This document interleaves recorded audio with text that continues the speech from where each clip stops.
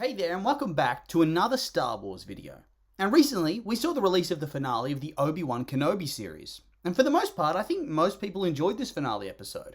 For a lot of people, I think the reception to the show has been a bit mixed. Kind of like The Last Jedi, critics seem to love it a lot, and then the wider audience is a bit more ambivalent. There are parts that were well received, and then there were parts that were hated immensely. But the final fight sequence between Obi-Wan and Darth Vader, well, that got everybody talking, and I think for the most part, at least for me, it was able to overshadow some of the dodgier writing choices or the strange story decisions that were made. And so now, in the aftermath, I've seen a hell of a lot more positivity regarding the show than there was after the first one or two episodes. And of course, with a positive reception, comes the talk of continuation. More seasons, or a spin-off show, or a sequel show. Whatever form it takes. There's a yearning for more. Now, for starters, I think it's quite clear that we are going to see a few different characters that featured in this show spin off into something else in the future. I would be very shocked if we don't ever see Reva again in some form or another. Her story was left very open for a reason. They want the potential to do literally anything with her. On top of that, characters like Roken have the potential to feature in future stories that focus on the Rebel Alliance and the Imperial era. And I would also be very, very, very shocked if they just ignore the desire for a Vader-focused show. If there's one thing that I've seen almost universal praise for in the Disney era of Star Wars, it's how Vader's been handled. The dude has been treated like a verified badass from day one that your protagonists need to try and survive rather than defeat. Only the strongest characters can even compete, and rarely do they actually do anything that can touch him. Only top-level heroes, Ahsoka, Obi-Wan, only they've been really able to hit him, to somewhat hurt him. But he ends up defeating Ahsoka anyway in Rebels, and his hatred for Obi-Wan is really the driving force behind him losing to him in the first place in those big fights. But apart from those blips, he's a powerful and imposing monster of a man. I mean, say what you want about the Disney era, but they have not ruined Vader. At least not yet. So yeah, based on that, I think it would be a bit beyond foolish to not do something that can feature Imperial era Vader a little bit more. Dude is a guaranteed draw. People want to see him kill fools. Plus, there's young Leia and any potential adventures with her, maybe her pathway to becoming a senator like we see at the start of A New Hope. Who knows? There's lots of potential story ideas.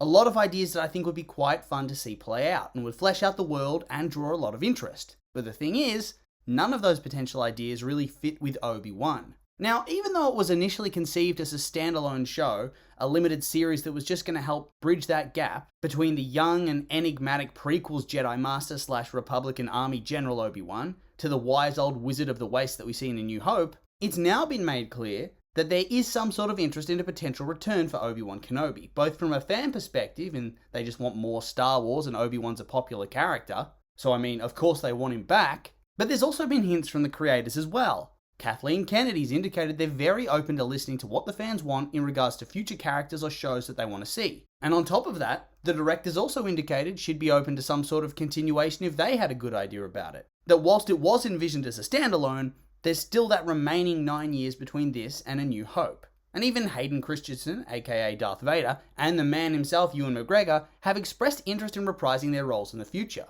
And that's all well and good. It's nice to see that the cast, the crew, and executives are all excited by the prospect of a potential continuation, and are enthusiastic about the world and the characters. It's good that even if you don't think the quality's high, the passion and drive is certainly there. But does that mean that having a second season of Obi-Wan's going to be a good idea? And as much as I hate to be a Debbie Downer, I think they've really written themselves into a corner. And it's not their fault, of course, it's just how it is.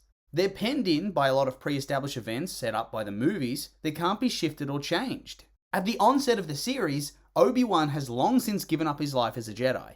He lives in the desert. He works as a meat cutter for almost no money at all, and lives in a cave with his memories and his ghosts of the past. And this is set around 10 years after the events of Revenge of the Sith. So the implication is, he probably very quickly succumbed to PTSD and depression after the events of the Clone Wars, Order 66, the death of the Jedi, the duel on Mustafar where he maimed a boy he raised from childhood and then watched him burn alive, the death in childbirth of one of his closest friends, before being forced into exile on one of the worst livable planets in the franchise. I too would be upset. But a big part of this means that there really isn't much wiggle room for him to have any sort of major storylines during this time. Maybe a one-off here and there where he brawls with Tusken Raiders or slavers or whatnot, but that's it. He wouldn't be doing much. Otherwise, it kind of just defeats the point of the story that was just told this season. that he spent 10 years laying low and stuck in his guilt, which diminished his skills as a Jedi and made him pretty much lose his will to live.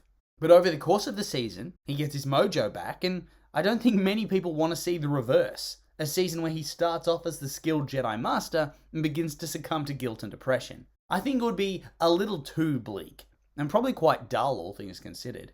So that closes off the first decade of the Imperial era, and gives us 9 years until his eventual death on the Death Star. But even then, what else are we going to see? We know that by the time of Star Wars Rebels, he's probably well and truly retired. We see him in 2BBY, so 7 years after this show, where he has his final showdown with Darth Maul and kills him. So that restricts our timeline even more. He can't really be a big part of the Rebel Alliance, because surely, otherwise it would have been mentioned somewhere. By the time of episode 4, he's supposed to be like a lost legend, like one of those old gunslingers of the Wild West.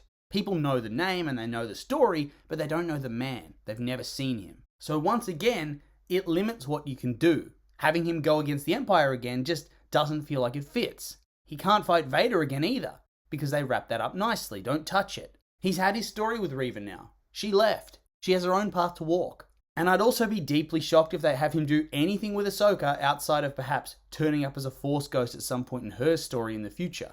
There's also, on top of that, no room for any sort of romantic interest storyline. After all, they would have to die or leave him, because they don't turn up in the original trilogy. He also can't train Luke, and he doesn't train Leia. He gives Luke some pointers in A New Hope, but that's all that is. Pointers, an introduction, and then he dies. Yoda's the one who trains Luke, and Luke trains Leia. So those storylines wouldn't work either. Hell, you can't even have him go all vigilante and have a free the slaves or kill Jabba the Hutt storyline, because once again, that's something that's covered later on by different characters. And besides, him going all Jedi on Tatooine would attract attention and leave him to suffer the fate of Nari. So it really limits the scope. Would a show of him wandering the desert, scaring Tuskens and beating up bounty hunters and nasty characters with a stick really be worth it? I don't think so. So really, whilst I think I would enjoy seeing Obi-Wan again in some form, I kind of think this feels like the natural conclusion to his storyline, aside from turning up in some sort of Force ghost vision. I don't know. I just think other characters need the spotlight now, and there's nothing more for his story to tell. So yeah, that's the end of the video. And I'm currently in the no, unless the story makes sense camp. But that's just my opinion, and I'd like to hear yours. What do you think about the potential for Season 2 of Obi-Wan Kenobi? Do you like the idea, or are you against it? I'm curious of your thoughts, so make sure to like, comment, and subscribe, and let me know.